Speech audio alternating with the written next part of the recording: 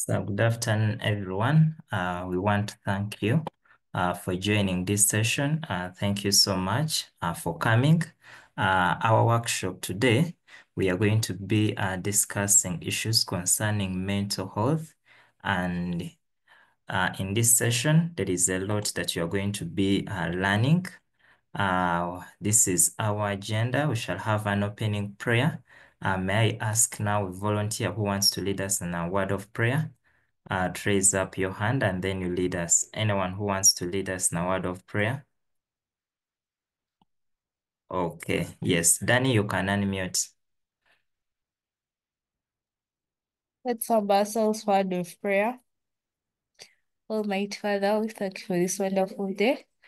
Thank you for the protection and guidance that you've given to us. And we pray that as we go through this session, that you'll be with us and guide us. In my name, I've prayed and believed. Amen. Okay, thank you so much for the word of prayer. We shall have some remarks, but I need to first confirm whether Mrs. Patience is on the call. Mrs. Patience, are you on the call? In case you're on the call, maybe you can raise up your hand. I'm trying to check here. Could be you that is using Melissa. Mrs. Patience, in case you're on the call. Okay, but I know she may join us anytime.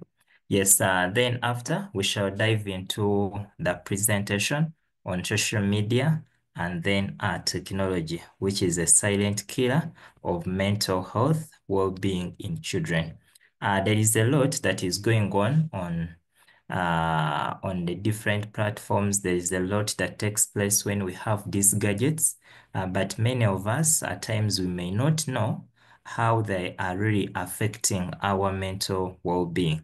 So we thought it wise that if we can have a session to sensitize us and maybe to get to know more about how we can use these gadgets better, how we can maintain our health and the rest of that.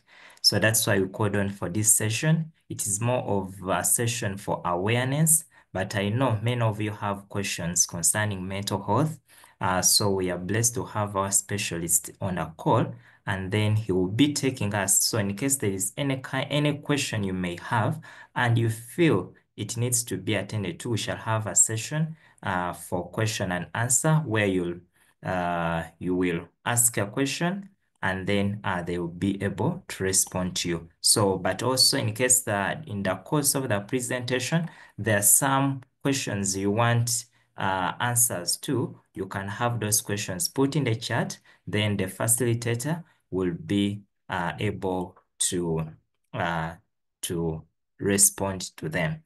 I think, let me maybe just find out again whether Mrs. Patience is on the call. Mrs. Patience, in case you're on the call, kindly alert me, but I think she's not yet here. Okay, so we are going to go on and start off. When she comes, she will say something.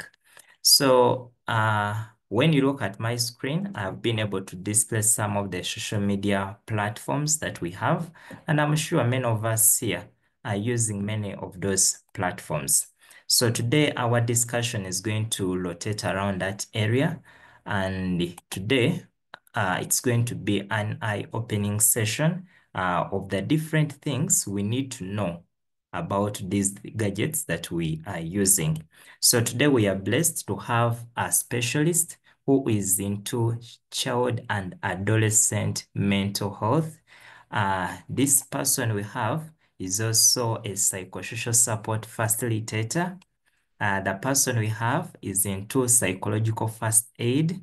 He provides first aid, but also is a public health promoter. The same person, we have our facilitator, works in communities with as a psychologist, but also is a senior occupational therapist. But also he goes further to be a community trainer and a researcher. Now, like today, is here to train us, is here to support us. And that is none other than Mr. Samuel Chimboa. So this is Mr. Samuel is our facilitator today, and allow me now to welcome him to start off with the presentation. Mr. Samuel, you are most welcome. Yeah, thank you, Stephen, for this opportunity once again. Good afternoon, everyone. I hope everyone is listening. Hello? Is Good everyone hearing afternoon, me? sir. Good Yes, Am I loud afternoon. and clear? yes, loud and clear, Yes, sir. clear. Yeah. Okay, thank you. So once again, I'm happy to, this is my second time, I'm happy to be back to talk about some of the things that most of us don't pay keen interest on its effect on our mental health. When Stephen reached out to me, we are going through a number of topics. And when we look through the issue of social media and technology, it really interested me because this is something I've also been talking to other people about, not only students, but also any other person, how social media and technology can help you on one side, but most of us, we grew naive on the other side, the flip side of it, really. When you look at technology, technology is really amazing. It has eased our work as students. It has eased our learning. There's a lot of information. There are so many search engines. It has connected us, though not the real connection, but virtually. It connects you to people. People have been able actually to find a lot of help, including donors, even as far as organ donors, those who need medical help and they need donors all over the world. So it has done amazing things. However, most of us, we do not pay keen interest on what could be the issues related to social media and technology. And maybe one of the things we need to discuss today is why are we talking about this issue? Because most people do not realize that actually it's affecting children. And the reason why we are talking about social media and technology, because it is integral to modern part of our lives, especially as young people. Everyone nowadays has a smartphone. As far as primary, in COVID, we did online classes on phones, tablets, computers, and that's how we managed to progress. So you see, it is now part of us, even in our learning. And often, silently, but often can silently affect our mental health. And when you look at the role of technology, 75% of young people, when we look at statistics, have a social media profile. Everyone who is online currently has a profile. With many of us spending hours daily on these platforms, every time, if you looked at gadget use, there is a setting in your phone. If you went there and look at the amount of hours you spend daily on a gadget, you will be able to know how much time actually you spend on a gadget and also calculate how much time you spend on other things. You might find that actually you spend more time on your gadget. There is a lot of research is out there, and there is a growing concern of issues like anxiety, depression, suicide, and cyberbullying are increasingly linked to excessive use of these devices or technology and social media platforms. And why does it matter for us to talk about or to discuss this with you, the people who are tuned in? Now, children spend an average of about 7 to 9 hours daily on screens. If you didn't know, an average of 7 to 9 hours of screen with major implications for mental health. When I talk about screens, it also includes game consoles, video games, okay, that we play. So we spend an average of close to half a day, imagine, on social media platforms and gadgets. Now, digital interactions increasingly replace real-world connections, impacting social development. So sometimes you feel you are connected, but you don't, what you have actually is a virtual connection. You don't have the real world connection you have with people. The many likes you have on your profile does not translate into real life friends you have. Okay, you might have so many likes, but in the real world, you have very few people around you, or you feel you don't have that connectedness with people. Okay, Excuse me, Mr. but Samuel. also, yes. Is there anything you're sharing on your screen? No, this today I didn't share, but I think Okay. I'm just discussing, but I'm Okay, going it to will. share it with you that will pass it on. Okay. But I just want people to listen in and they jot down certain things that maybe we can have a discussion on in the Q&A, okay? Okay. If there is anything, please, you don't understand, just write it down, and then you'll be able to ask it in the Q&A session. Yeah. So we see that screen overuse is linked to low self-esteem, attention issues, and emotional instability. This is just the influence of technology on our mental well-being. When I talk about low self-esteem, we have these people on social media who portray themselves as perfect, having this figure for the girls, having these muscles for the guys, this height, these looks, and then this can affect your self-esteem to make you feel like you're not enough, you're not perfect as an individual, okay? Which can really, really be detrimental to your mental health. But also attention issues. Sometimes when the gadget is so central to your life, every time you get a notification, even when you are in in a meeting or discussing a very important issue, you are compelled to shift attention from whatever you're using to the gadget, okay?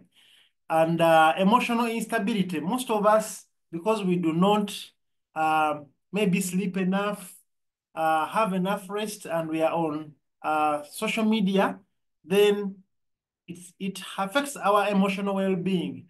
But also certain games. So most of the games we see are action-packed. They are full of violence. They are so graphic, and sometimes this is going to affect our emotional stability.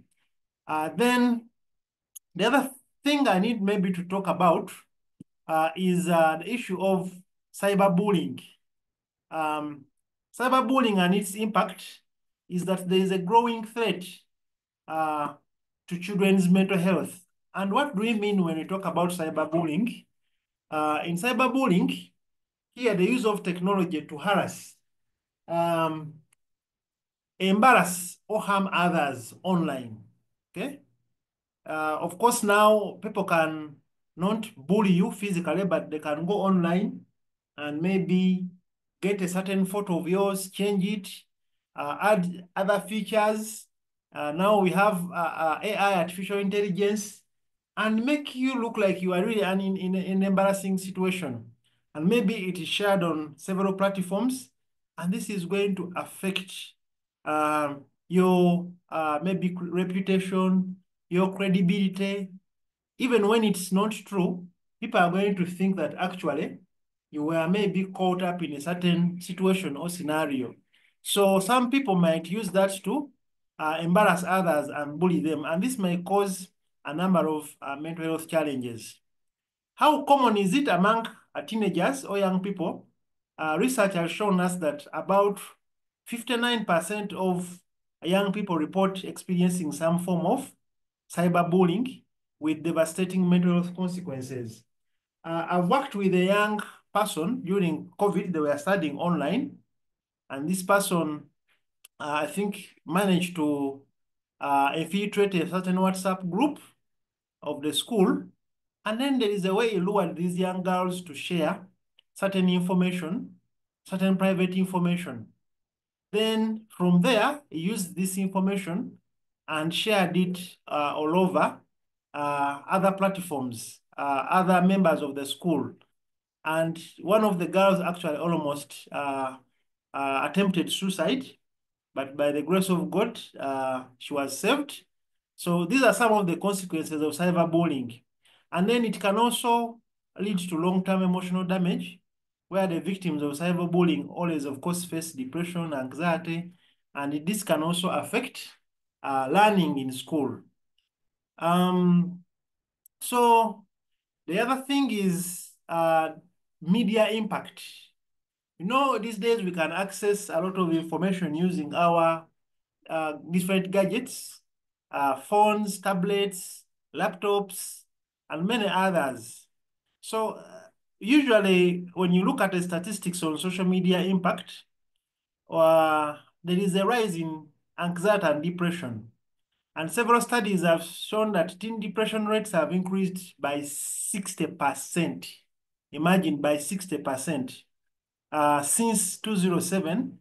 And this has been correlated, this has been linked, that when a society has increased in the use of social media and technology, there has also been the same an increase in what? In depression and anxiety. So that is according to research. And also screen time and mental health. We'll look at that young people spending over 3 hours daily on social media are twice as likely to experience mental health issues. And the reason is that most people who, when you are on these gadgets, first of all, you are isolated. In most cases, you are alone. You don't have that social contact that emotionally rejuvenates you. You are with that human kind of touch with people. Secondly, most people or young people might even use gadgets or social media platforms and they have less sleeping time. And when you have also less sleep or sleep deprivation, this has a detrimental effect on your mental health. So you're more likely to have mental health issues because of too much screen time. We see other conditions we've seen, depression and anxiety, but also there is an issue of addiction, being addicted to social media.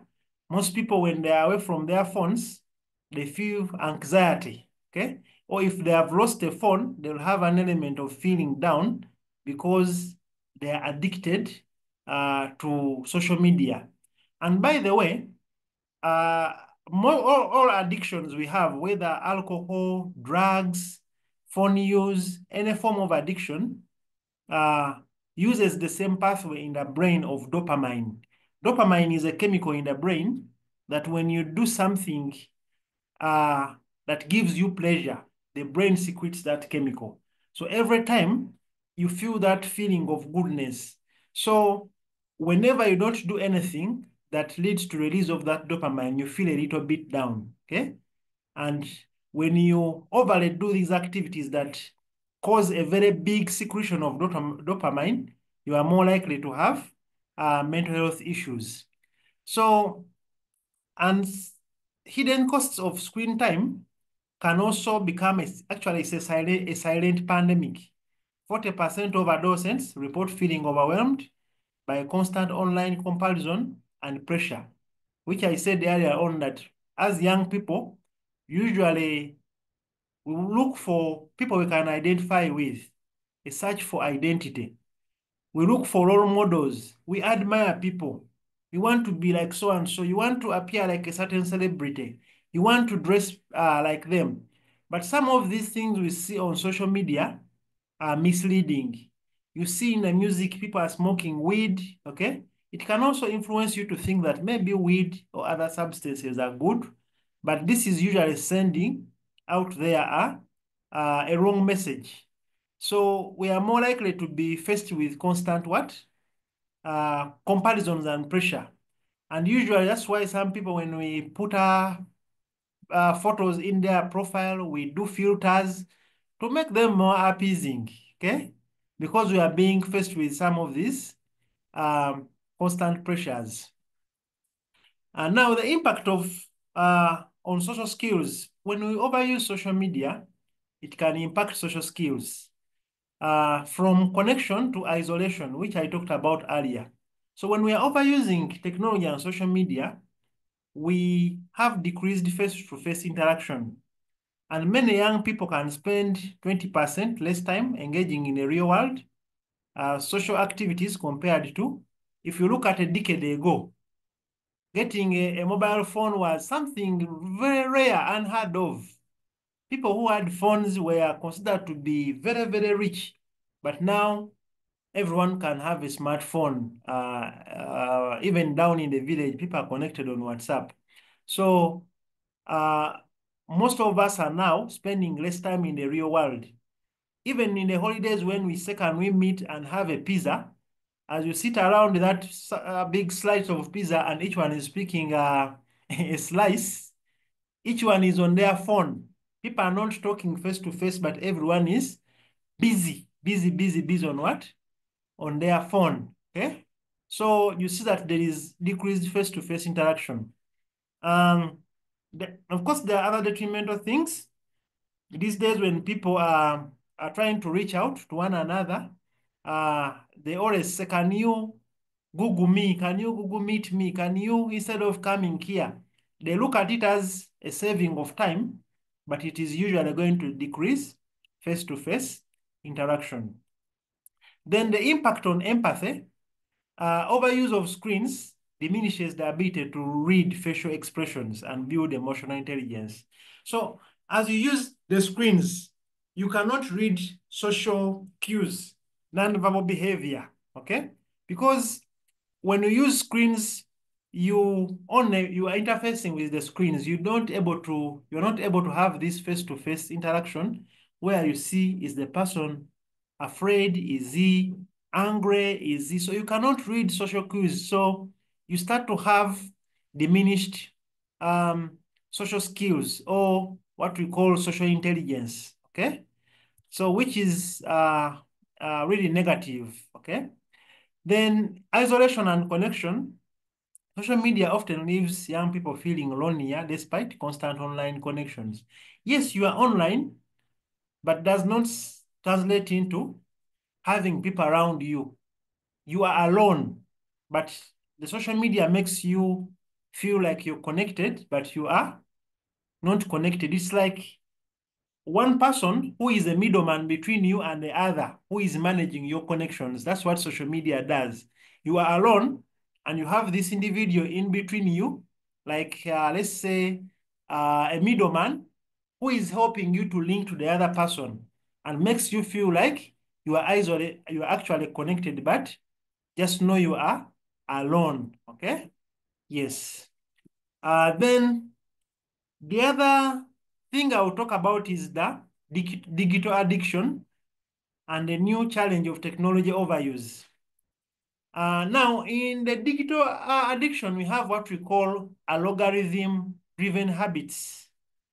Now, most of us, if you are aware, if you've been observant and you're using your phone, let's say you are scrolling through, what are they called? Reels, okay?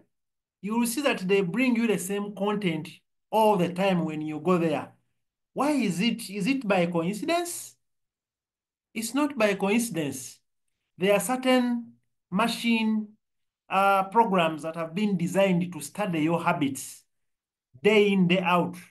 They study all your behavior, your locations, everything. They know every data about you, your friends, everything. So we call them algorithms. These are programs. So these algorithms build a model based on your behaviors, okay? So they can remind you even things you forgot long ago because they have been collecting data about you every time. Just know every time you go on social media, they are collecting information about you. They are gathering data about you, okay? To know you better. So these algorithms are able to send information to you based on your interests. So social media platforms use algorithm to maximize engagement. So if something sends you information that you're always interested in, it means it's going to capture your attention to the point that you always want to go to those things that you always use, leading to compulsive use. And compulsive use, which you cannot control, is usually addiction. Then I talked about the dopamine effects, the likes you have, the shares, the notifications, they trigger a brain reward system fostering addiction. Every time you have your phone and you are busy and you have WhatsApp messages flowing in with notifications all the time, you are always compelled to leave whatever you're doing and pay attention to the phone. Over time, these behaviors are going to take root, and then it's going to foster what we call an addiction. And then we have other behavioral consequences. Now, digital addiction correlates with decreased academic performance and emotional instability. Imagine all the time you are on the phone, you do not pay close attention to other things in your life, including your academics, including your social connections, even other important aspects of life. Sometimes you hold a conversation with friends, you just nod, I know, but all the attention is what? Is on the gadget, okay? So it has those other behavioral consequences. So those are some of the things I can talk about next. Let's look at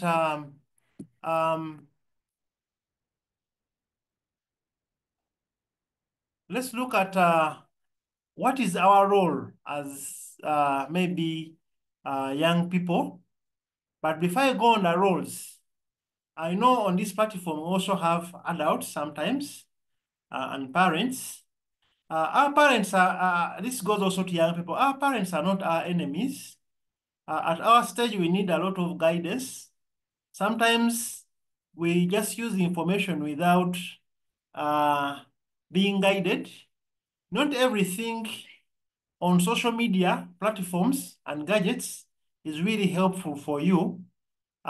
We've seen a number of things as you're watching a video, an advert passes. This advert may be something that is going to affect you.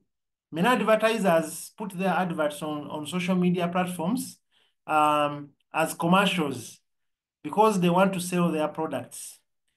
And actually, you realize that when you're using social media, you use it for free. You don't pay for Facebook. The only thing you pay is data.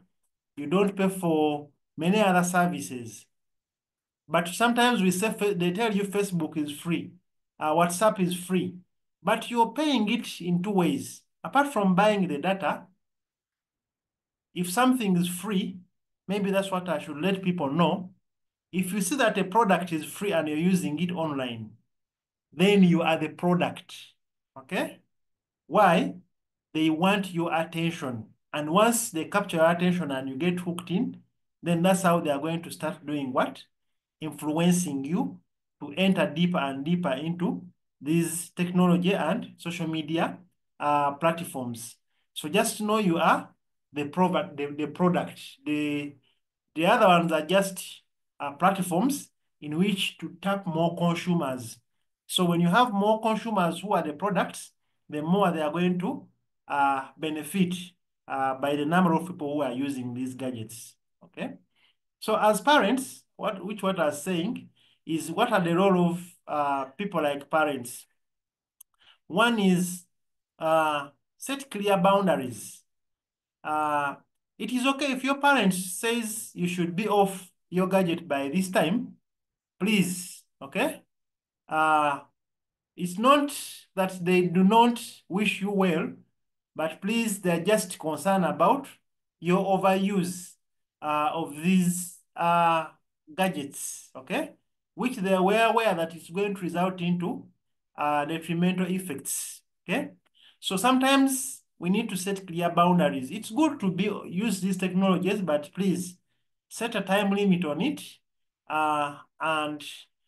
For example, no devices in the bedrooms. When you go to bed, please don't go with your gadget. Leave it in maybe in the sitting room or on a table, but don't go to bed with it, okay? But also let us have what we call offline activities. Let us have other hobbies, sports, and other things that we can engage in to reduce on social media dependence or to reduce dependence on these screens, okay? You see this blue light on those screens. Research has shown that it affects your sleep. When you go with a phone in bed, you are more likely to sleep late or to lack sleep. And sleep deprivation is going to affect your emotional or mental health, okay? So there are other activities. But even as other people, we have to lead by example if we are to change. Then the role of other people, other adults like teachers, is to teach digital citizenship, where we can help learners understand online etiquette, privacy, and responsible behavior. So we need to understand how to use technology properly to help us and not to affect us. We have to be technology literate enough not to accepting everything. There is so much information online, so many videos, some of it which is misleading, okay? Some of it is going to result into other challenges, use of alcohol and drugs, other unacceptable behaviors, and so on, okay? But also to talk about how we can promote our mental health and talking about these discussions, maybe with our colleagues, to raise awareness about the psychological impact of technology in our lives, okay? It is good, but also let's be aware of the detrimental effects that we have. But also we can be each other person is what? Monitor, where we encourage balanced use of technology in our other spaces, at home, at school, to prevent over dependency, okay? So in encouraging offline activities, we can do physical hobbies, sports, and outdoor activities, provide creative and physical outlets for ourselves, and then strengthening family and friendship bonds. Social media cannot strengthen our bonds. Sometimes when you are offline, yeah, you go back to your being alone, but you are online, you're only happy in the moment. But afterwards, you feel you are lonely, you feel you're bored, okay? So we have to plan technology-free activities to promote stronger relationships with people that we have. And then we can also join so many other clubs that can help us where we can connect with others, okay? Then these days I see also that even as parents, there's a habit we've picked on, that when children at home are crying, we keep them quiet, we give them a tablet. Instead of a book with pictures, we give them a phone. So I think there is a need to go back and change some of these things in our lives. Then we could also look at what we call community support programs in order to address this issue, where we can have balanced tech-based habits and fostering online interactions, where we say this time there is no phone use, it is for us to go for other activities. This can help us to feel connected, okay? Or we can even have support groups as young people where we have peer-led discussions to help us share experiences and strategies. I know there are many of us who are struggling with phone addictions. I've seen some questions where people are asking about how can I overcome my phone addiction? How can I, manage I'm already into pornography and so on and so forth. So we need to try to use these phones responsibly.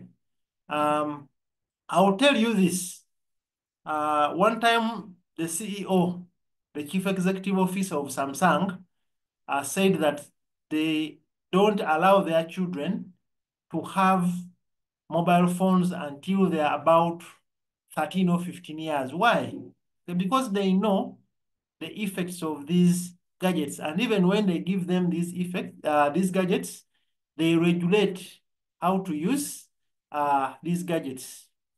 On the other thing, maybe I've not talked about, these days, there is a new program that has come called Artificial Intelligence, AI.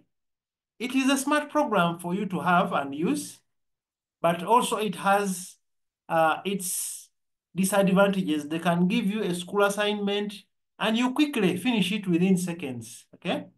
But one thing you don't realize that one you're going to be addicted to, artificial intelligence. Secondly, you are giving away your independence. You are giving away your freedom. You are giving away your independent thinking. You are not always going to sit down and critically reason because you already have an assistant who is working that out for you.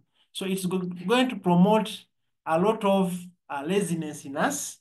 It's going to decrease our ability to critically think and analyze information because we already have something that is already ready to do our assignments, okay? So it's going to promote a number of other challenges as much as it really helps us to finish the work, okay? So we are going to have an element of learned helplessness where we feel if AI is not there, then we cannot do our other tasks or activities. So it is very important that as much as we use these digital platforms and these programs, they are also having their own other effects that they are going to cause to us. But also technology is also good, but on the other side is that it has been used to perform crimes.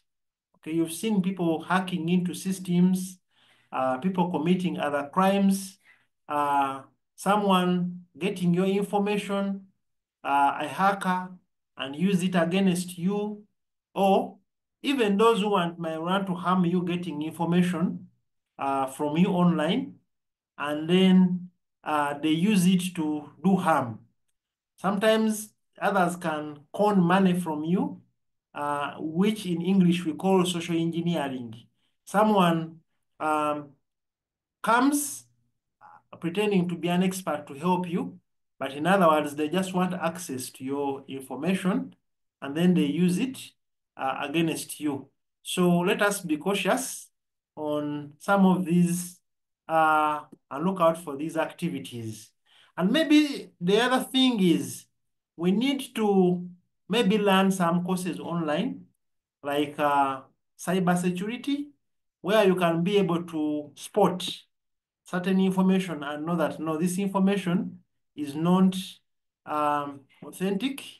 I need not to maybe to respond to this, or reporting, where we can report any information that is not authentic that we suspect to be dangerous, okay? Yeah, so let us use social media safely so that it can be able to support us and serve us rather than affecting us in the long run, okay? Yes. So that's the brief I had with you. So thank you very much for tuning in and listening. Yes. Thank you so much, Mr. Samuel, for the wonderful words of wisdom that you have shared. I know members have really been puzzled and they may have very many questions. So I think we are going to start with the members online. In case you have any question from what our facilitator has shared, kindly raise up the hand in case you have any question. Raise up your hand and then you can ask, and then it will be responded to. So it is time for the questions. You can raise up your hand and then ask your question. Okay, but I know some of you had some questions that were, okay, let us start with Aaron. Aaron, unmute. Master, just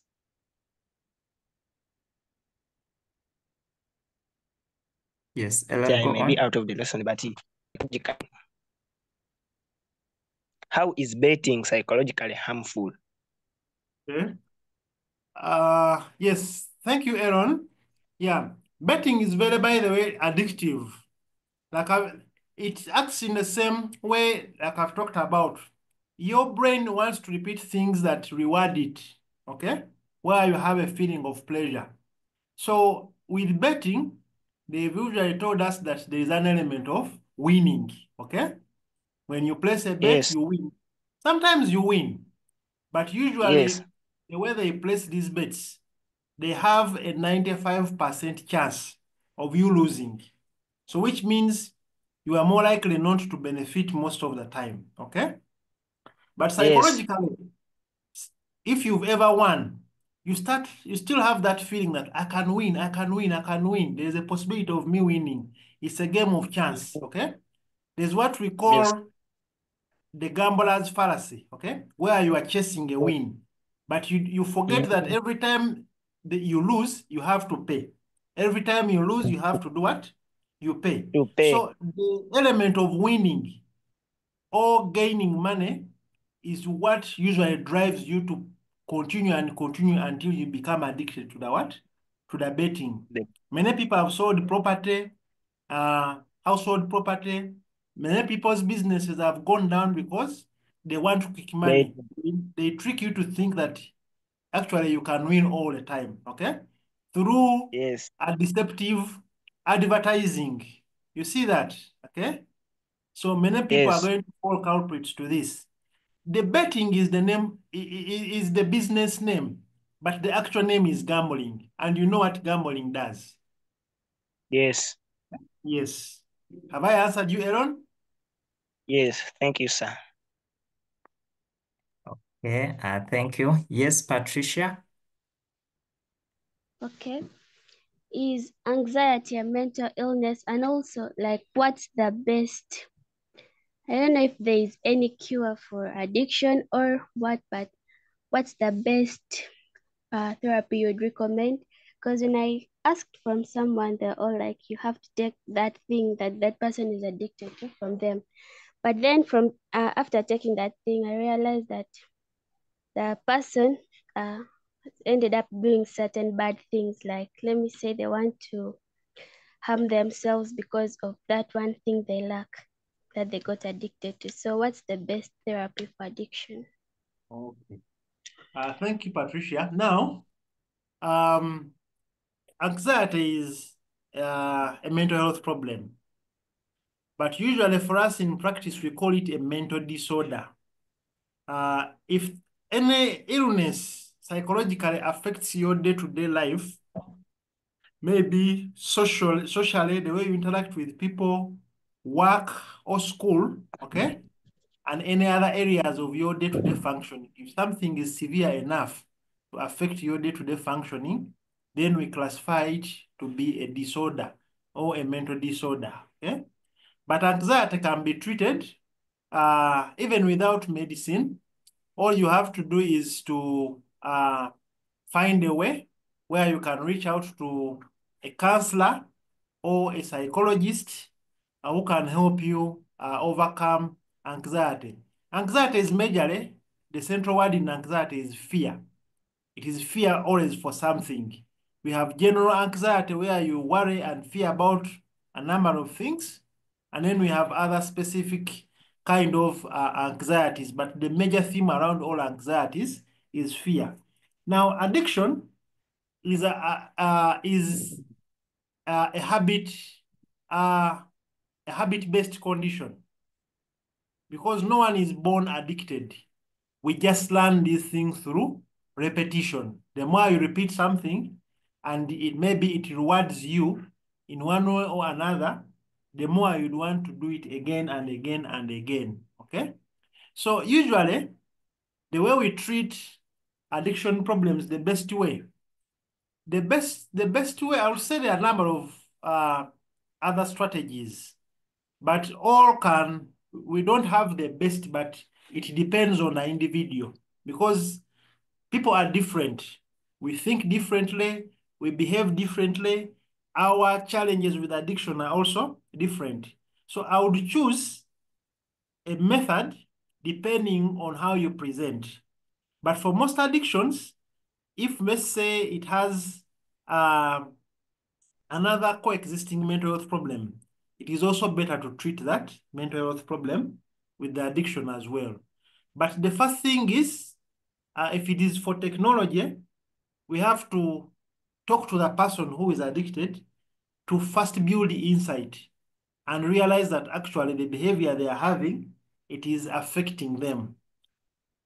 If someone does not see the dangers it is posing for them, it is very difficult to accept or even receive treatment. But when someone realizes that they have a problem, then we go to step 2.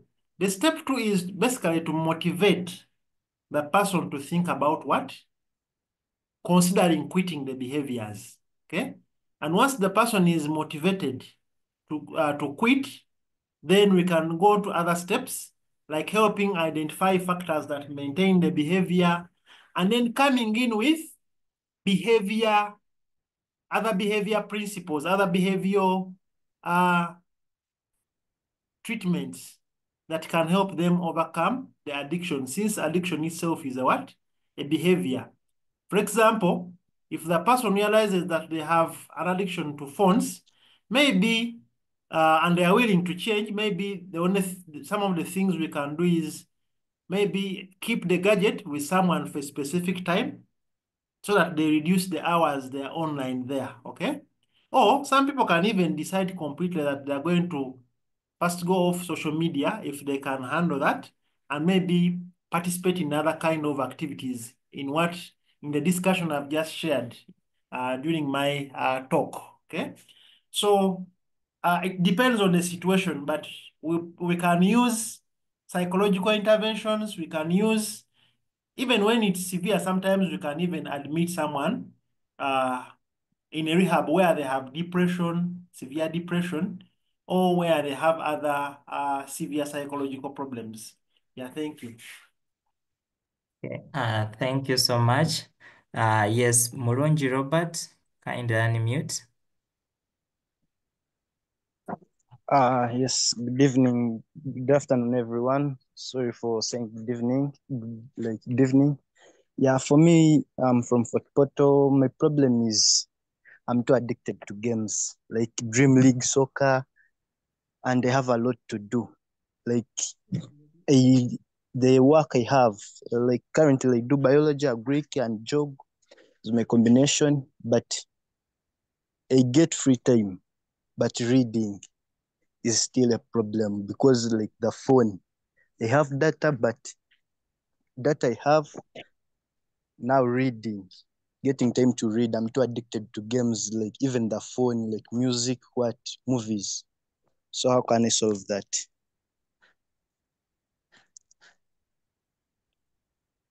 Thank you, Robert.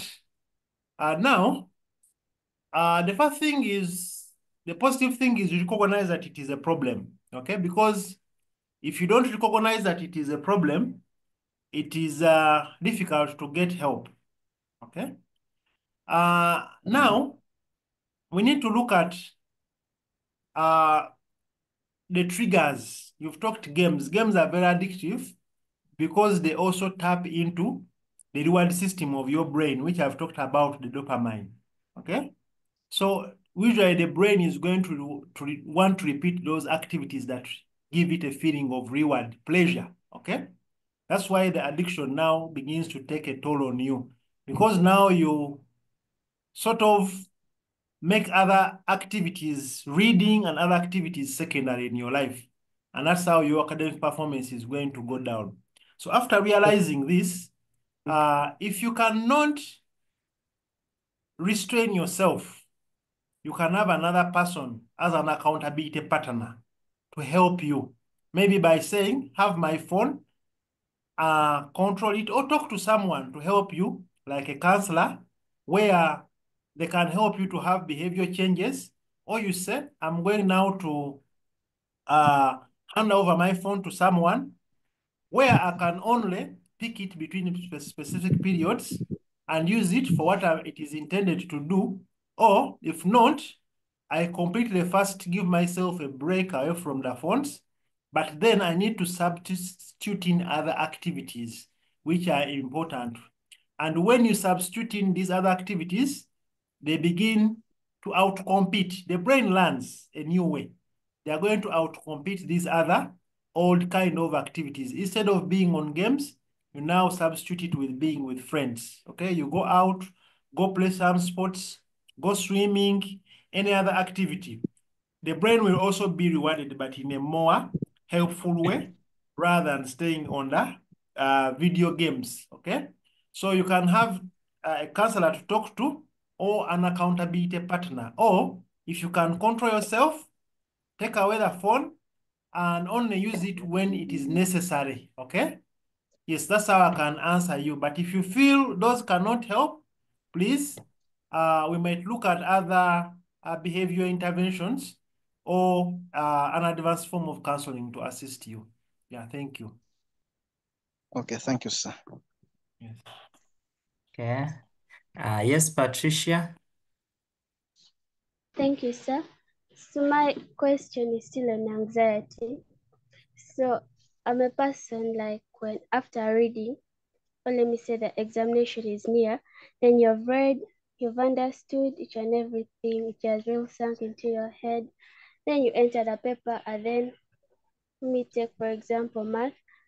You just you read the scenario, but then after reading it, you black out, like you forget anything concerning that number. And then basing on you're looking at the time, you begin panicking and you don't know what to do next. You feel like just leaving the paper there and then. So I have a problem with that. Then also, I've left these things of the phone. And then I've seen myself like when I try to read the Bible and read my books, I find myself reading the Bible more. But then books, oh God, I try my best to read, but when I just open, let me say I can read for 30 minutes and I sleep. But the Bible, at least I take maybe say 2 hours reading it. So is there a problem with that? Okay, thank you, Patricia. Now, it's not that you've forgotten. With anxiety, the brain prioritizes. Your survival is more important during that period because, like I said, anxiety is a fear of something, okay? It's a system that was inbuilt in us, that whenever there is a threat, that system turns on, okay? To warn us, to keep us alert from whatever the threat is, and then we prepare for any eventuality, okay? So during that time, your brain is more focused on keeping you alive, is more focused on ensuring that you are safe rather than remembering information. It's not that you don't have the memory, but the brain has prioritized some activities over another. It's like you are in a survival mode, okay? Everything else can do what? Can wait. That is why when, maybe example, you are attacked by, let's say, a dog, and you run,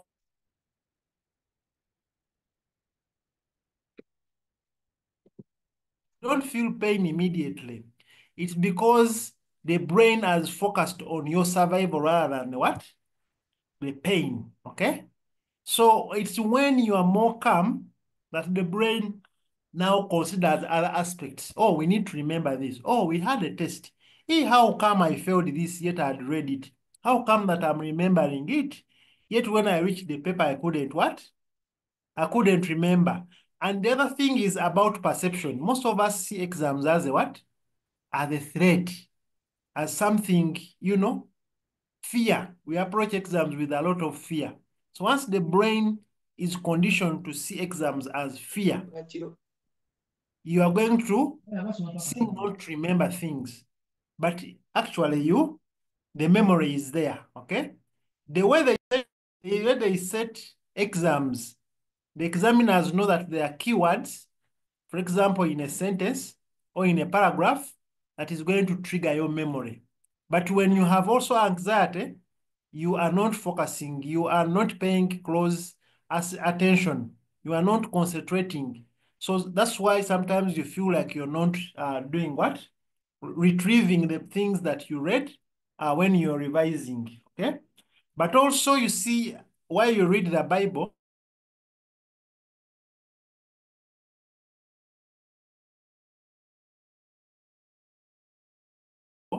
the Bible has more verses and more what? Anxiety, they always seek for reassurance. They need to feel that they are safe. And that's why you may pay more attention to what? To the Bible. Not again, you may pay more attention to the Bible and not again something which is going to trigger anxiety, for example, the notes, okay? That's why that thing happens. Yeah, thank you. Thank you so much. Okay, she has said now she has got the point, she understands. Another question before I bring the questions that we have in the questions we have from the form. So, okay, there are some questions that you asked in the form, but I'm very sure that our facilitator has been able to answer all. Maybe we can just look there. Maybe Mr. Samuel, you can just look through and see whether there is any that you feel. These are some of the questions that members have sent in whether there is any you feel you may need to talk about.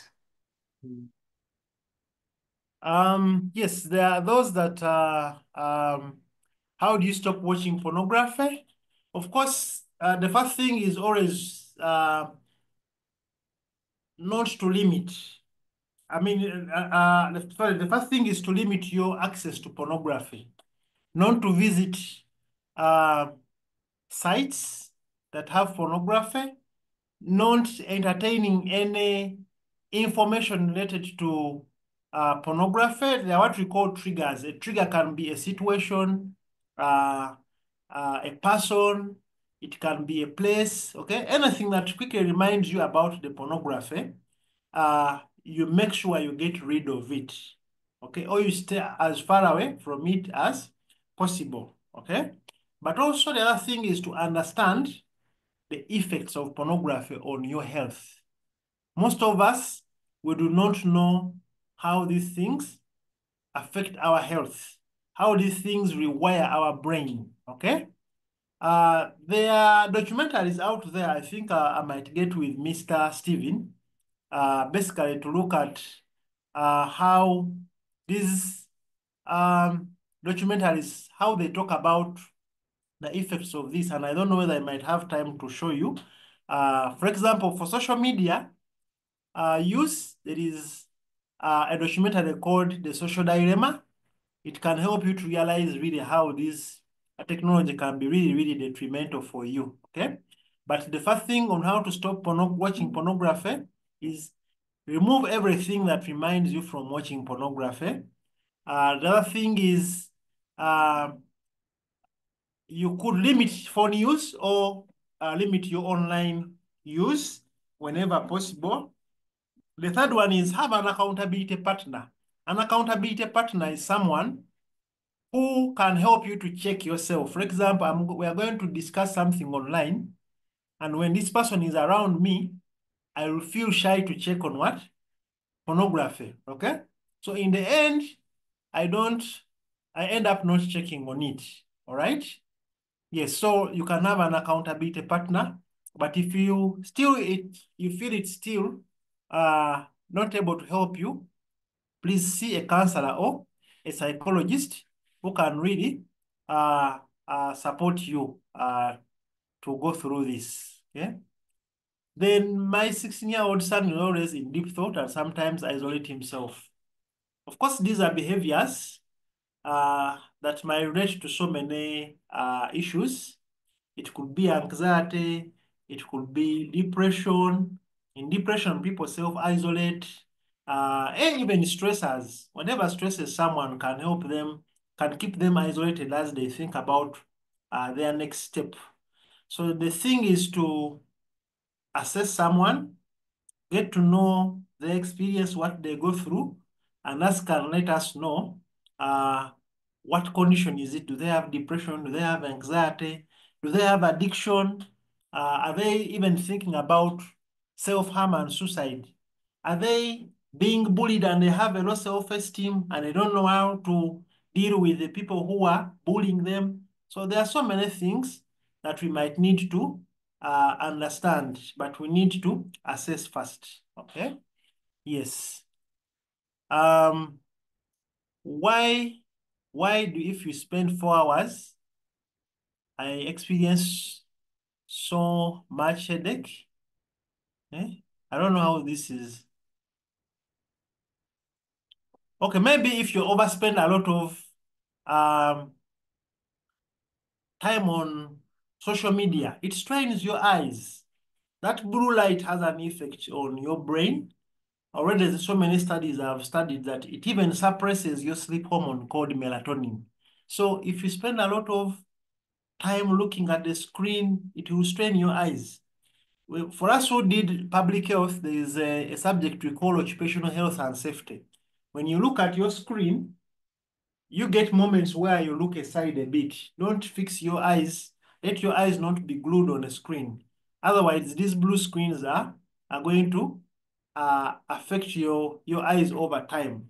The cumulative effect might not be immediate, but as you go on, you might even require to see an eye specialist or ophthalmologist to treat your eyes. So you can look on a screen, but get moments, breaks where you stand away from or turn away from your screens and even stretch a bit, blink your eyes a bit so that at least you stay well. But also the headache, when you concentrate so much on some of this information, you can become maybe it can become stressful, or when you read so much without resting enough, you can have headache. So headache is a symptom of so many conditions, which can be lack of sleep, which can be stress, which can be an illness like malaria. So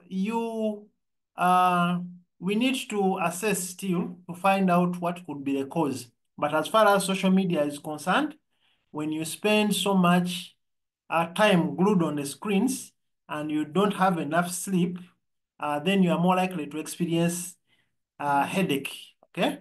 Because the brain is working a lot and it's not resting enough. Because our brain actually refreshes when we sleep.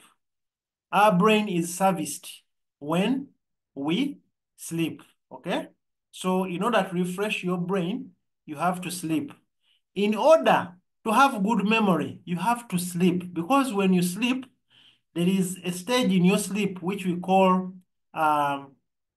rapid eye movement stage of sleep. That is when the brain is processing your memories for storage. So if you don't have good sleep, then it will even impact on your what? On your memory, okay? Yeah, someone has asked me to, I think, talk about some things which I will respond later. But let me first do away with this one. These ones are being projected. Mental health struggles limited only because of social media. No, there are other causes of mental health problems. One is genetics. Some people, mental health problems usually travels in what? Follows a bloodline, a family bloodline, okay?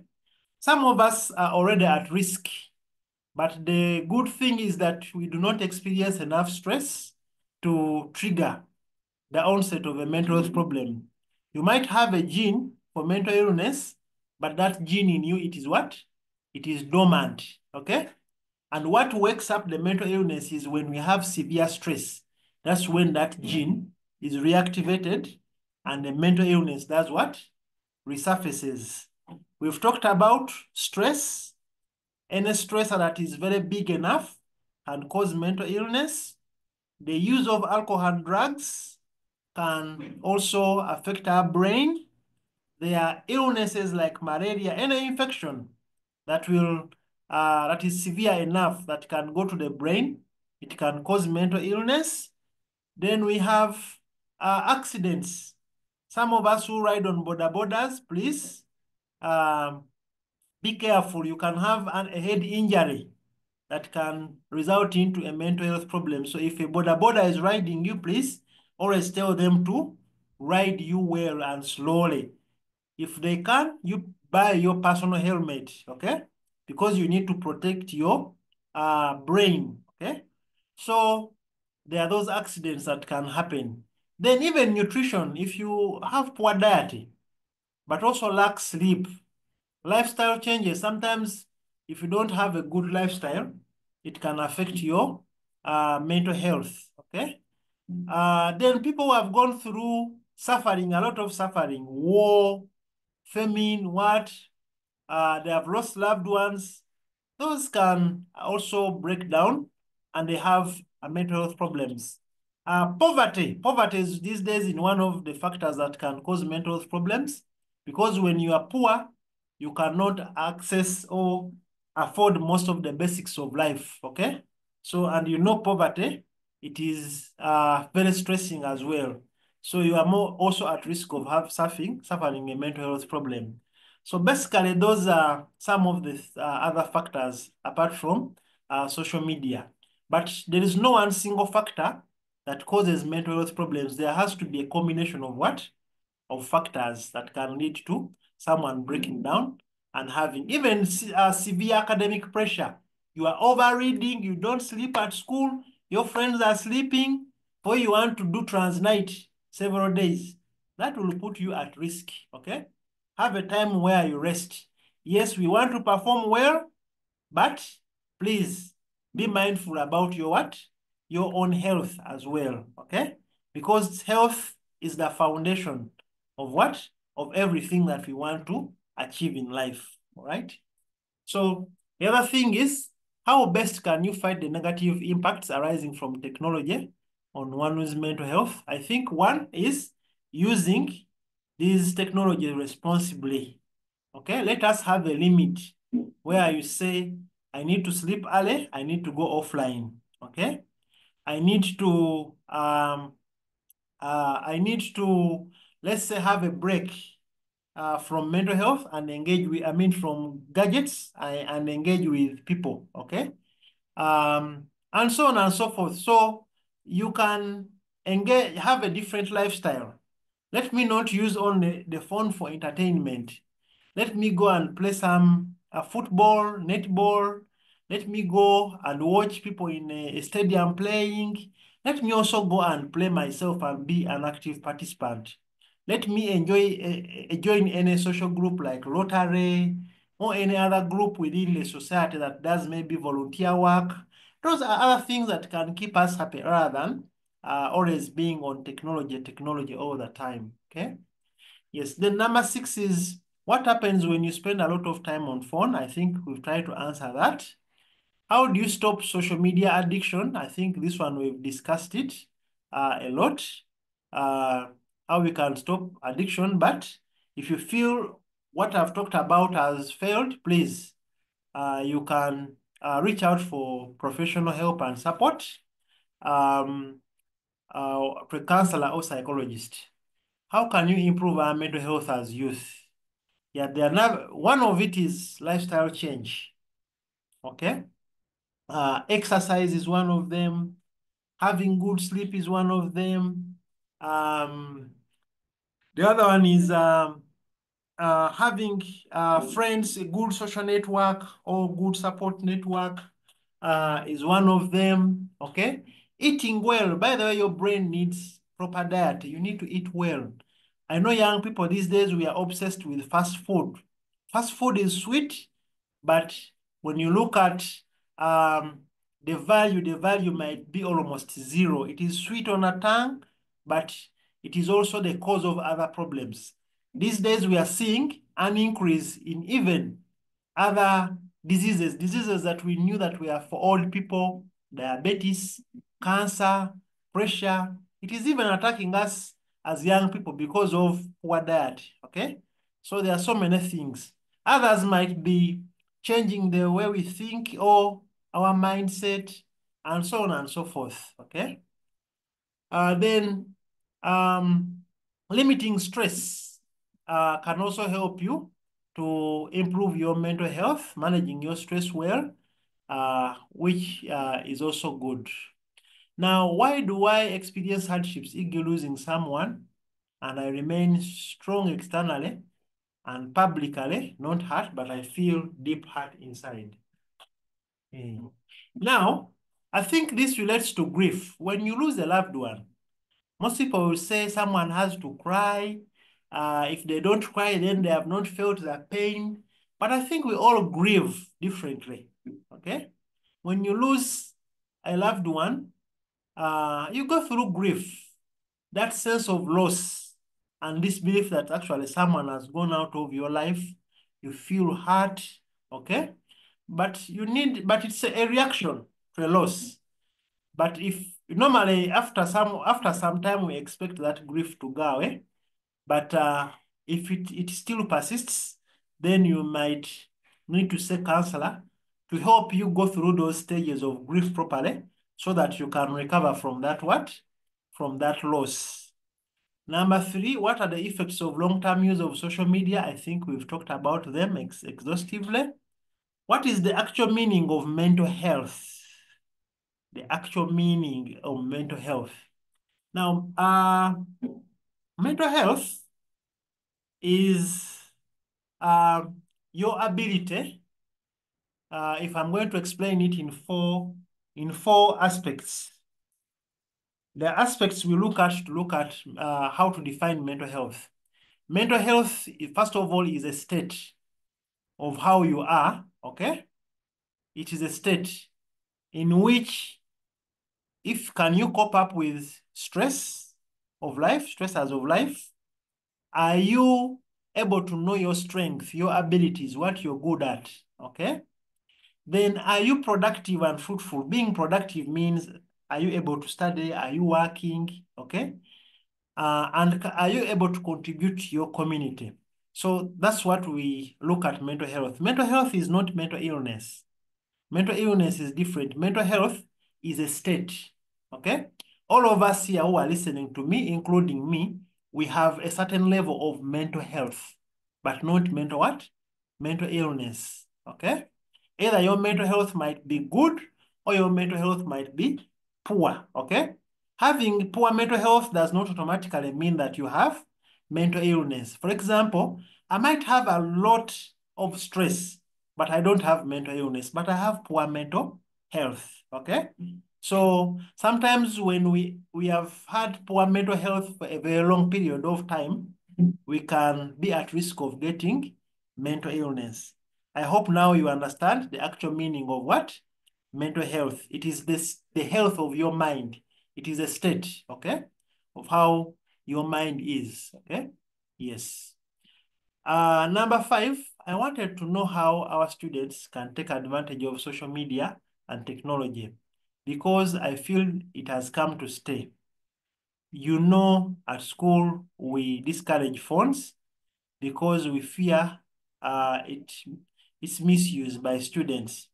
But back home, over 60% of the students have access to phones or electronic devices. So basing on this, I feel we also need to incorporate how they can take advantage of these devices while at home to improve on the mental well-being instead. Thanks. So I think one is I think this question came from an adult, a parent or caregiver, One is to sit with the young person and have these talks like we are having and talk about the effects of overuse of these gadgets on our mental health, but also to use it responsibly, to agree that within these time zones, I will be using the phone. I will not go with my phone to bed.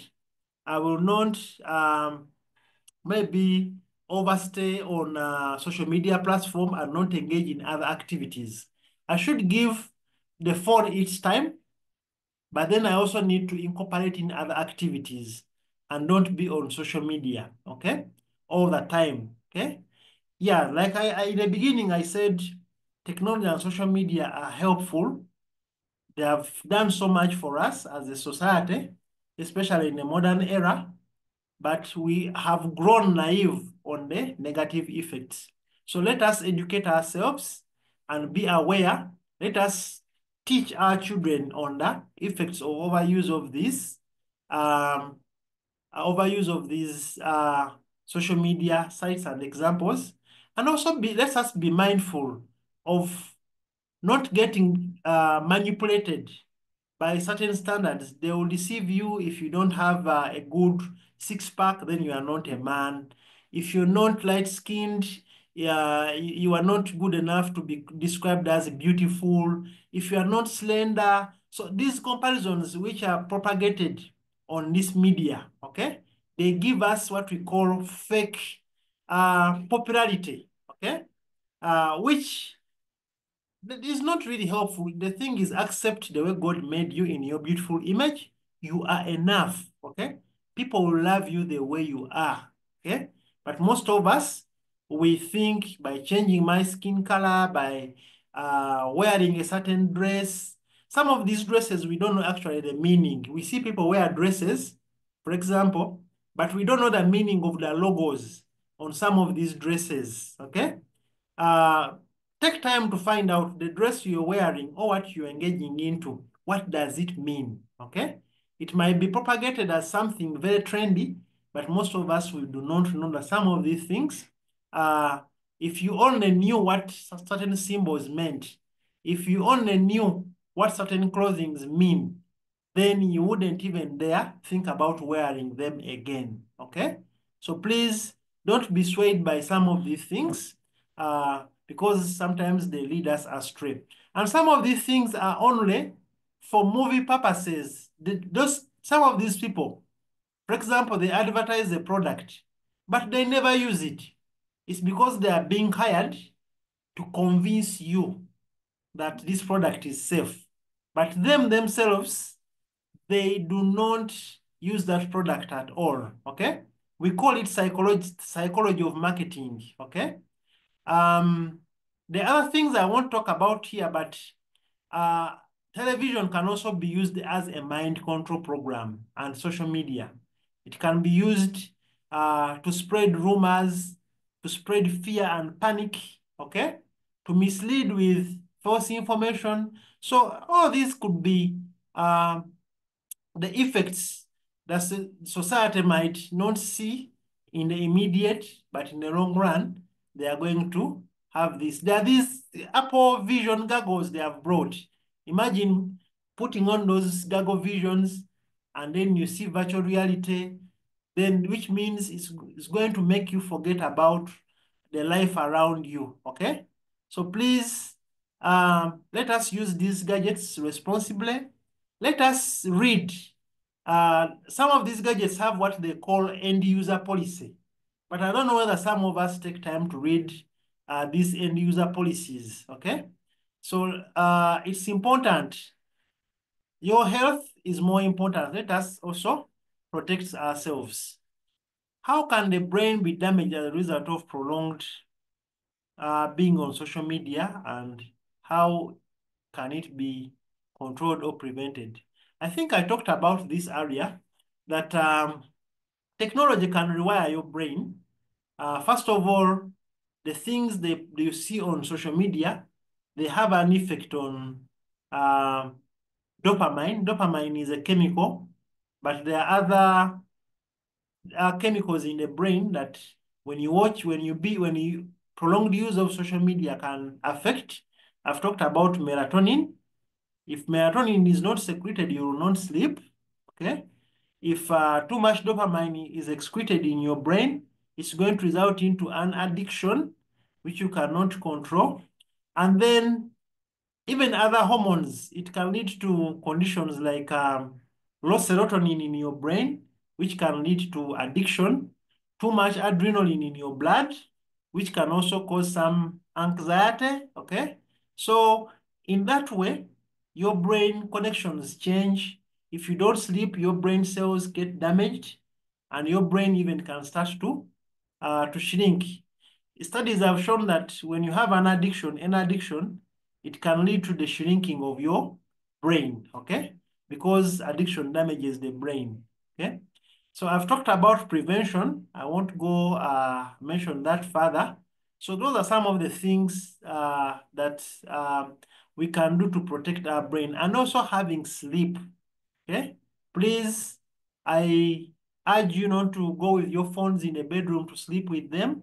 Leave it on the table, leave it in the sitting room, and then you go to sleep. I myself, what I do, I switch off my phone every night. I completely switch it off, okay? I don't want when I sleep for the phone to interrupt me in the night. And I've conditioned my people that in the night, my friends, they don't have to call me. Actually, by 10, my phone is off, okay? So I'll find the messages the next day. Then I put the phone in a sitting room. Sometimes I have other challenges. For example, I'll tell you that I might struggle to wake up in the morning. But when the alarm is very far away from my bed, it forces me to wake up, to go and switch it off. And that's how I wake up. So it's an advantage as well, okay? So let us practice safer use of these phones, but also using phones, it emits certain radiations. We've not talked about other conditions like cancer, because the phones emit a lot of radiation. Sometimes you speak on the phone all the time and you're putting it on your ear. I don't know whether you've noticed that that part of the ear tends to sweat. It's because of the radiations. And there is also increased cancer of the brain due to overuse of, let's say, over talking on a phone. But sometimes we can use wired earphones, okay? I'm not saying Bluetooth. Bluetooth is good, but don't overuse it. But the safest is using wired headphones, okay? Or earphones. They are at least safer. Or putting it on loudspeaker so that it's not very close to your what? To the body. And then for the men, not putting your phone all the time in your pocket, okay? There are studies that it has shown that it affects our body when you put it near, okay? Yes, it affects us and we shall have problems later. So that's how I can answer those questions. Thank you. Thank you so much, Mr. Samuel. Maybe in case there is anyone who still has a question, no, but you said you had a question you wanted to first answer. There's someone who talked about masturbation. I think we talk about also the triggers. Masturbation is a common practice among people, which equally men and women practice, okay? But usually you can look at the triggers. One of it is people watch pornography. They are more likely to engage in masturbation, okay?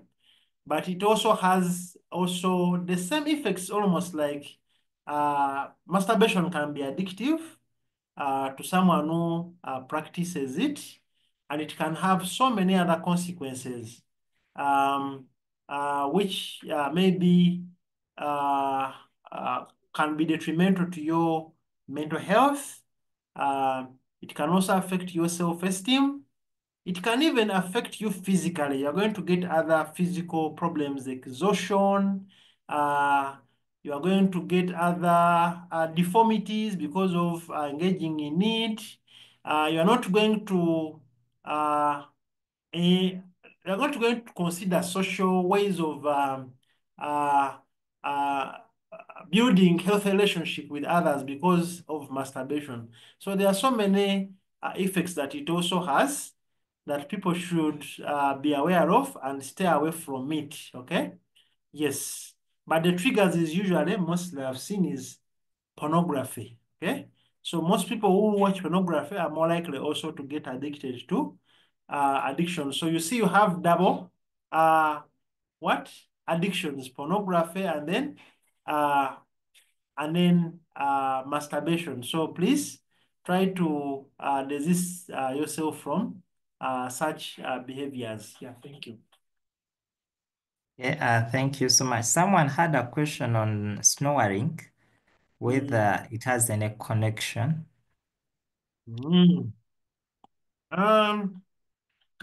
Snoring is of course uncomfortable. It's one of the things that we can look at as a sleep problem. And normally it's about how you breathe when you are asleep.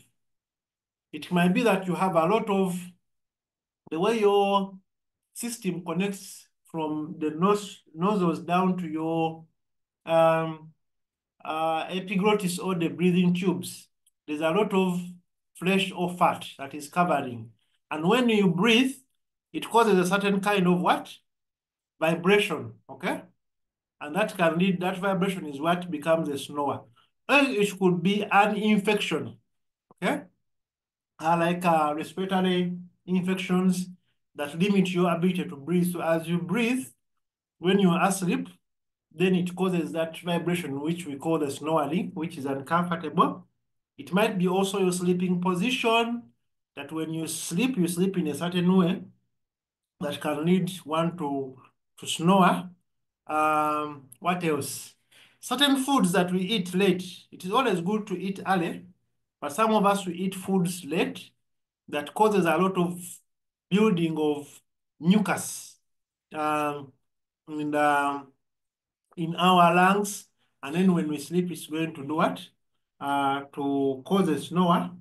Then one of the ways, of course, we can have certain lifestyle changes. If you are because also people who are overweight are more likely to snore. So you can engage in lifestyle like exercise. You can visit an ear, nose, and throat specialist, okay, to assess what could cause the snore. But other things is improve sleeping position, maintain a healthy diet, improve nasal breathing. Most of us, naturally, we do not, some of us, when we are breathing, we do not take time to see that we are breathing from our nostrils. So we mostly breathe in from the mouth. So please practice nasal breathing as much as possible, okay? Yeah, so that your body gets used to nasal breathing, because when you breathe in the mouth while you are asleep, you are also more likely to snore. Some people who take alcohol and other drugs, they are more likely to also snore. So please avoid alcohol or any other medicine unless it has been prescribed by your doctor, okay? So avoid anything. So these ones, they can relax the throat muscles, increasing the snoring. So please avoid them. Then establish a regular sleep routine, because when you have poor sleep, it can increase snoring. Normally, you aim for about 7 to 9 hours of good sleep, okay? It can also reduce snoring. Drink a lot of water. Most of us, we do not not good at taking in water. We only take juices and those sweet drinks, but dehydration can make, and then we get dehydrated. So dehydration can make nasal and throat secretions thicker, leading to snoring. So drink enough water throughout the day. Then strengthen the throat muscles through certain activities. You can strengthen, because we said the throat muscles usually become weak. Singing, repeating vowel things, and so on. So you can exercise those muscles, okay? Some people even online, they buy what we call an anti-snoring device, which you wear in your mouth when you sleep. This can help to reduce the snoring, or you can seek for professional help from a doctor, okay? Yes, who can assess to see what is causing the snore. So those are some of the things you can engage into to help you. Yes. Wow. Thank you so much. I'm just looking through the chat. Okay, but you have answered. Any other burning question, members on the call? Anything you feel you want to know more about? Okay, I'm seeing a hand. Okay, yes, Patricia. Okay, thank you, sir. My concern is on sleep. So you said that we should get good sleep, and that's maybe 7 to 8 hours. So what if like I sleep at 10:30, but then I wake up at 3? I don't know what makes me to wake up, but you just wake up at 3 there and then, and you stay awake for some time. Let me say you go back to sleep at 5. When that disrupt you during the day, like your sleep cycle is being disrupted, and I don't know why. Okay. Yes. Thank you, Patricia. Yes, your sleep cycle is disrupted from about 1 to about 4. If you look at the sleep stages, those are the hours where we have deep sleep. Okay. And deep sleep is very, very essential for your brain. Some of the things I've talked about is it improves memory. But also in those hours, that's where people dream a lot because the brain is trying to reprocess certain memories, okay? So sometimes your sleep can be impacted by a number of factors. For example, if you have anxiety, you may not have good sleep. You wake up in the middle of the night, okay? And you fail to go back to sleep because maybe you had, let's say, a thought that something is going to happen. So these fears and concerns can disrupt your sleep. If you use stimulants, coffee, chocolate, or any other caffeine products, these days people take these energy drinks, Sting, Red Bull, all those things, maybe in the process of trying to read better for longer hours, to enhance their performance, to enhance their reading and get better marks. But this is going to affect your sleep. And then when you do it repeatedly, the brain studies a pattern. The brain, like I said, the brain prefers to operate on a behavior. Why? Once the brain masters a particular behavior, it doesn't need to use a lot of energy for that behavior to happen again, okay? So you need to change some of these behaviors. For example, improve what your sleep quality. There's what we call sleep hygiene, where you improve the chances of having sleep quality. For example, 3 hours before bed, don't eat anything. After three hours before bed, don't eat anything. 2 hours before bed, don't drink anything. 1 hour before bed, you should be off your social media or any other gadget, okay? So you are more likely to have a good sleep, okay? The other thing is where we fail to sleep is when we eat late. All the blood that is supposed to keep you asleep in the brain is going to be diverted to digesting food. So you are in a state of sleep, but you are not actually sleeping, okay? You are there in the middle, so the blood is somewhere else, okay? And then you wake up in the morning, you feel you've not rested, you feel yet the whole night you had those hours to sleep, okay? So let us practice those good sleep hygiene techniques. Then use your bed for only sleeping, okay? Most of us, the same bed you sleep in, it is the same bed you want to use for reading. okay? So the brain, like I said, it operates on behaviors. It gets confused. Am I still in a sitting room or I'm now in a bed that I want to sleep, okay? So please practice those sleep hygiene. Of course, there are other things you can do.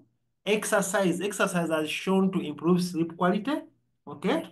When you exercise and the brain releases maybe what we call endorphins, then you're more likely to have a very good sleep, okay? Then if all fails, don't take medicines. There are other strategies. There is a tea. You can take some tea called chamomile. If possible, it's sold in the supermarket, but it's not a drug. It's just a tea you can take to improve on your sleep quality. Some of us, we lack essential minerals in our body. If you don't have enough magnesium, you may not do what? You may start to have sleep problems, okay? So please, you can always have magnesium in your body when you start to have a balanced diet. Ensure that you have a balanced what? Diet, so that you can have all the minerals that you need in your body to help you have a better sleep, okay? But always sleep around the same time every day, so that you build that habit, okay? Me, I sleep by 10, but by 5 usually, 5:30, I begin to wake up because my brain has now mastered that habit, okay? So even as we can master that habit by practicing it often so that we can have better quality sleep. Manage stress. Stress can also, I know there's academic pressure to perform, which is stressful, but also we can have our stressors as young people in our school. You have maybe disagreements with friends, and it can be quite stressful. So some of these stressors can affect your school. You have a lot of assignments to do. You're worried when you'll finish them. So all these things can impact on your what? On your sleep. So manage your stresses very well so that you can improve on your sleep quality. Yeah, thank you. There was a Samuel with a hand. I don't know whether he wants to ask his question. Samuel Wandera, you can unmute. Yes, good evening, good afternoon. Yes, how are you? Yeah, my name is Samuel. I'm calling from, they joined me in, I'm from United States, but I'm so delighted for joining this group. Yes. And the information that has been given, it is so great that we can be able to talk about issues that are affecting young fellows in different parts of the world. I have lived in the United States for some period of time, and there are so many things that Samuel has talked about that affects the young people in the United States. And so let me talk more about just two things. One is the masturbation. All of you, one day, one time, you will have maybe a wife or a husband. The more you stimulate yourself now, when it reaches the time when you have a wife or you have a husband, you will not be able to feel the use of what you are meant for when you are married. So if you can avoid that completely, it is useless. God did not create you for that. So don't practice things that married people do when you're not married. You're not even there yet. So the second one is addiction. Addiction it comes in so many forms. And as it has been mentioned, it is just like you are playing soccer and you see the ball in front of you and the goal is right there. You want to score it. So the computer has been planned to be that way so that anytime you see the ball in front of you, you are going to strike that ball and score the goal. That is how the system with the computer has been set. If you don't click, you have a power not to click what you want to watch. But before you click that mouse or before you touch that screen, what you're going to touch, is it going to be beneficial to you? Remember, you are still young. When you grow up, how do you want to be? Do you want to be a person watching pornography all the time? Do you want to be the one just spending your time on the computer all the time?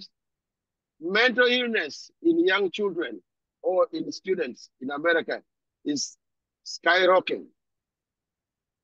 But it is because of lack of time with the family, time with socializing with one another, and doing things that are beneficial to themselves. But if you have family, you have dad and mom or uncles you stay with, spend time with them. You will not regret later as time goes on.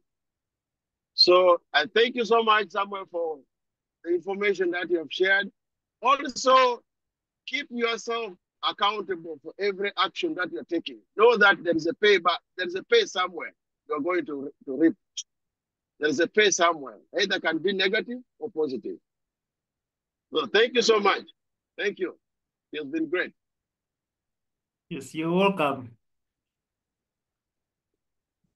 Okay, thank you so much, Mr. Samuel Wandela, for the insights and for the sharing. I don't know that we have another parent on the call or teacher who may wish to share something before we end the session. As Mr. Samuel Chimbowa prepares to give us his closing remarks. Any other parent on the call or teacher who may wish to share with us something? Or even it can be a student, in case there's something you want to share, it is well.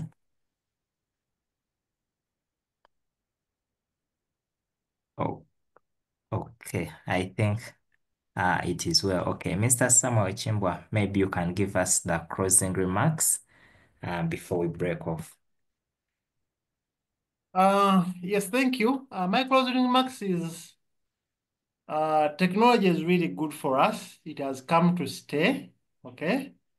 In order to maneuver in today's world, we have also to move with the changes, but we need to be accountable, just like my namesake, Mr. Wandela, said.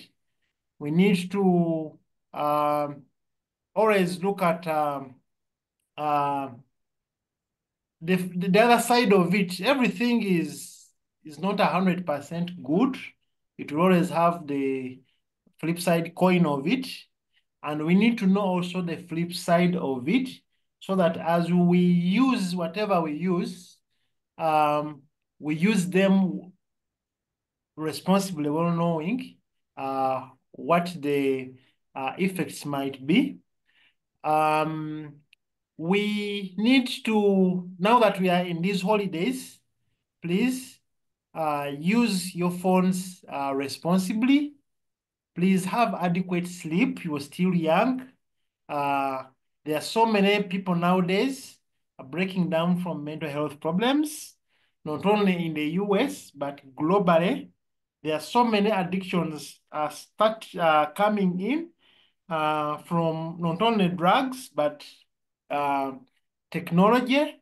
Some others actually have multiple addictions, from gambling to social media use to use of drugs. So others have a number of addictions. So please, let's be mindful of how we use these services or platforms. Let's also be keen in who we share our information with. I think one of the courses as young people we need to learn in the modern day is cybersecurity.